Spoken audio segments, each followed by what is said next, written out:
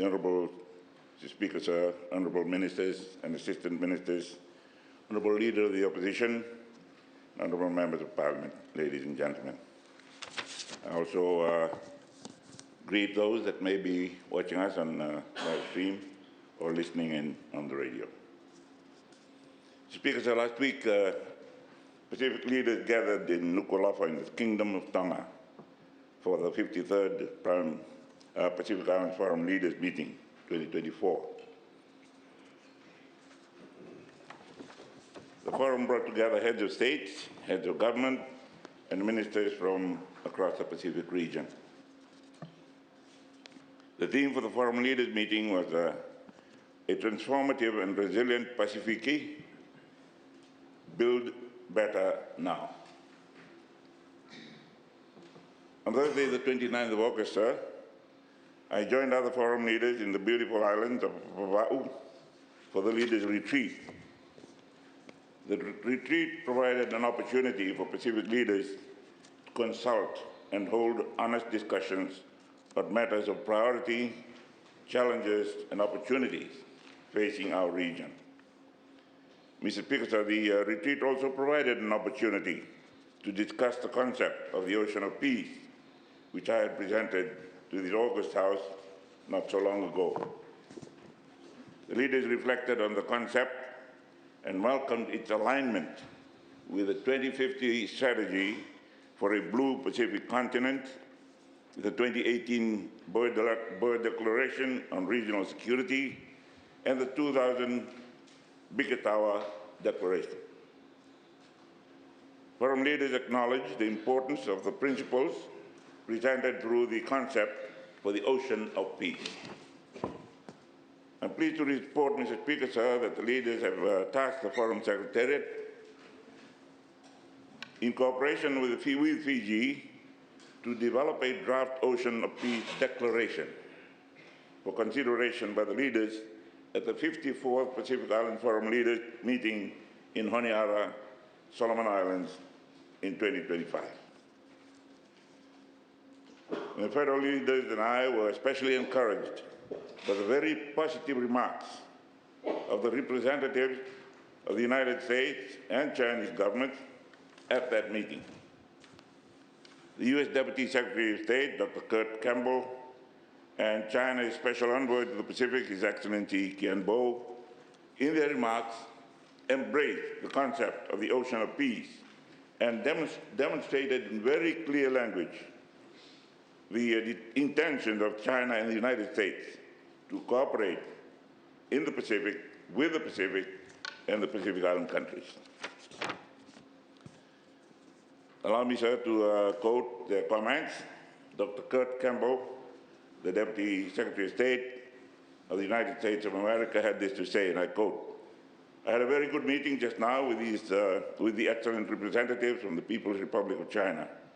We have agreed that in the weeks and months ahead, the United States and China in the Pacific will work together to find programs of action where we together can work to develop habits of cooperation between the United States and China in the Pacific, to address issues of climate change, rural development, or other areas which are critical to the peoples of the Pacific." Dr. Campbell continued, and I quote, "I will say he was enthusiastic about it. He believed it was important. I think it is critical for our friends around the table here that we together, the United States and China, are committed. Next year when we meet, we will be underway with those projects of cooperation." In response, the Special Envoy, Qian Bo, said, and I quote, "What the Deputy Secretary, Mr. Campbell, has proposed, in my view, is very encouraging and constructive. It is not only in line with the consensus reached by the leaders of our two countries, but also in the best interest of the Pacific Island countries and the region. We wish to keep in close contact with the U.S. side to discuss specific projects on climate change on which we can work." End of quote. Mr. Speaker, sir, the work of these two distinguished representatives of the great nations are the very demonstration of what is possible when we go for peace. When we believe in peace, advocate for peace, stand for and uphold peace. It resonates and removes fear. When this happens, it empowers one to cross the line, to reach out to the other side and offer peace be with you. These were the same words that our Lord Jesus uttered after resurrection and his victory over death and Hades. He said those to his disciples who were paralyzed by fear.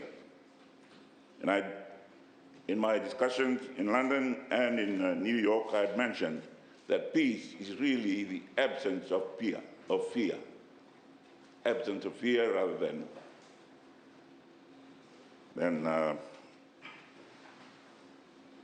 yes, it is the absence of fear.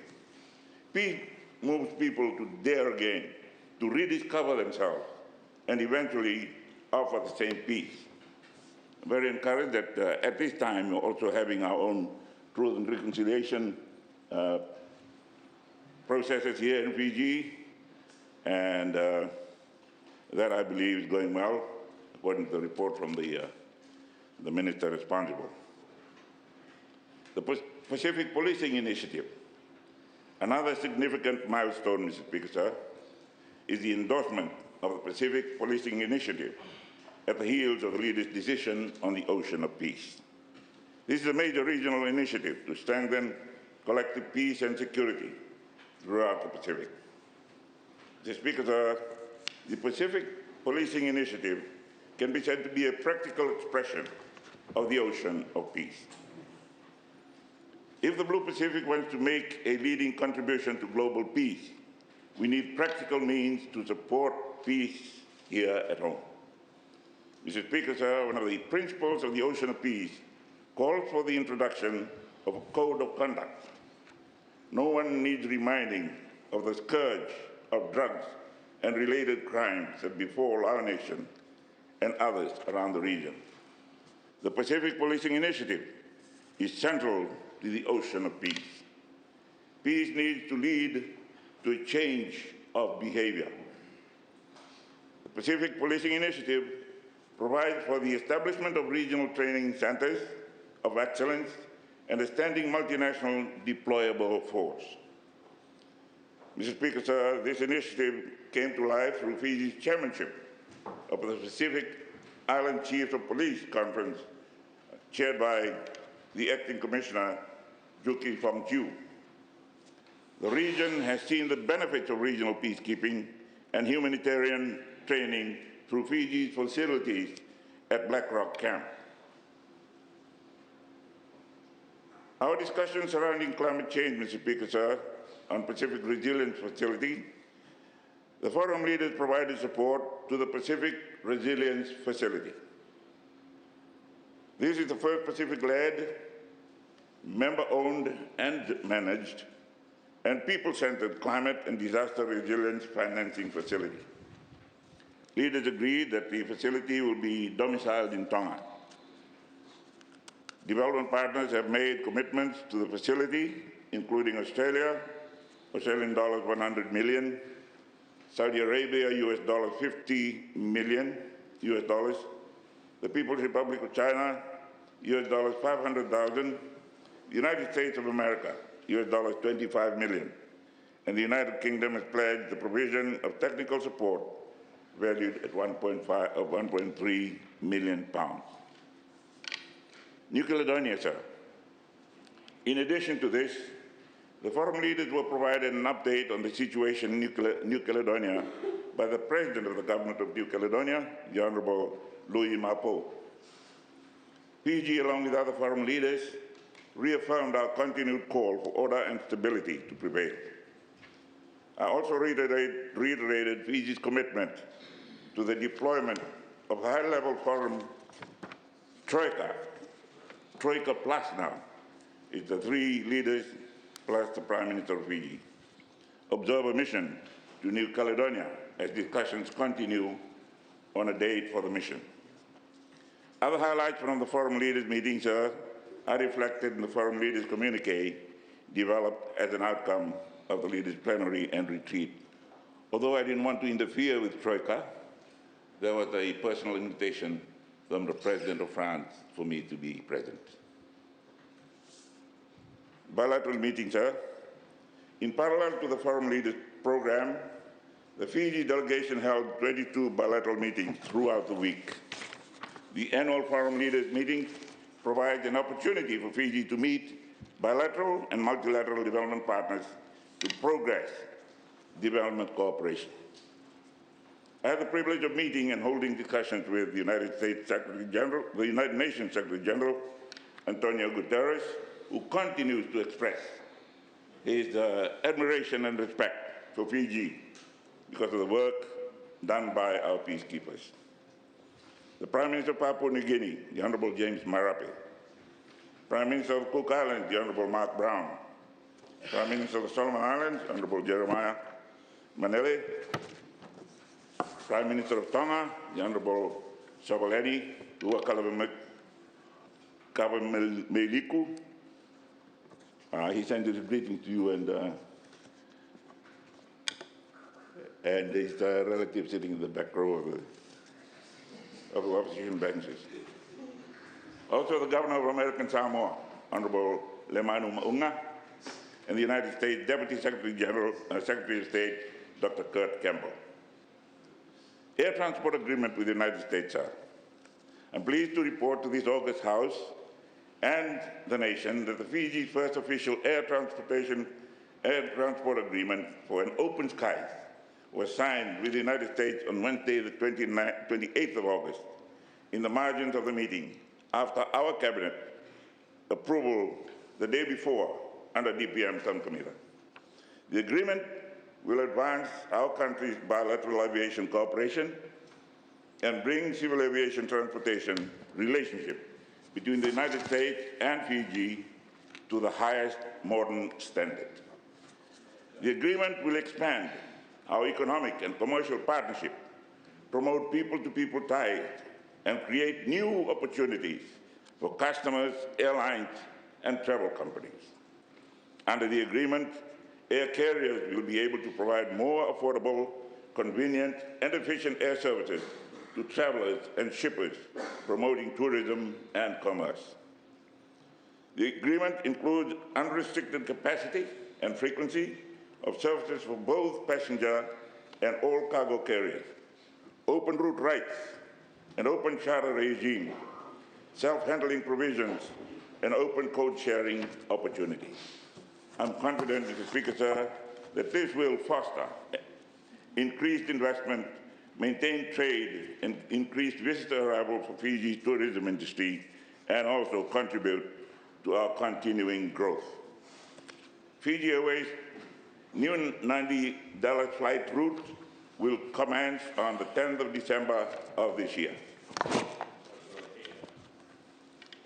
Other bilateral engagements, Mr. Speaker, sir, I also take this time to acknowledge other bilateral engagement by ministers and senior officials from our delegation. These included the Minister for Regional Development, Fisheries and Forests, Minister for Regional Development, the Minister for Fisheries and Forests, the Minister for Health, and the Minister of Home Affairs, as well as permanent secretaries, our permanent representative to the United Nations, High Commissioner, and Special Envoy, supported by technical staff.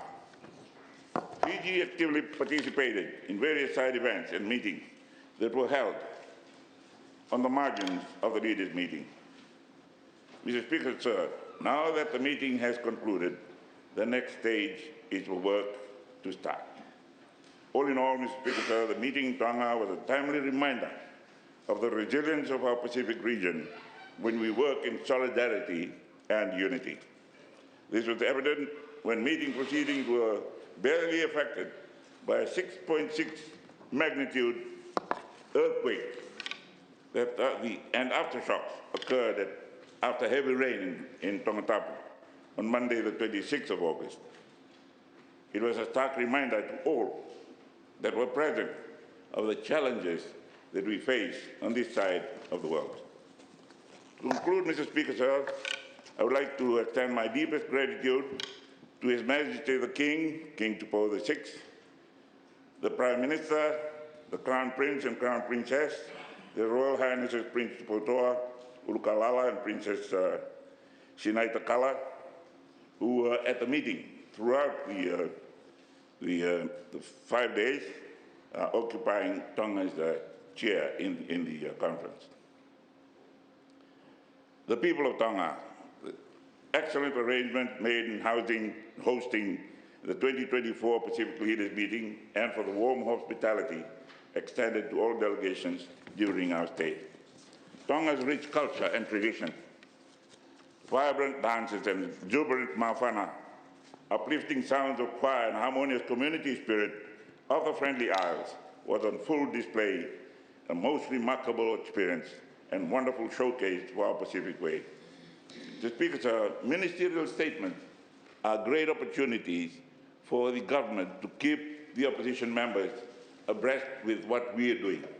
It is where we also benefited while we were on that side. When they made ministerial statements, we knew where to take over from when sides change. So please do not try and crowd out our ministerial statement. It's our way of informing the opposition and the people of what government is doing. Thank you, sir. Thank you. Minister. And now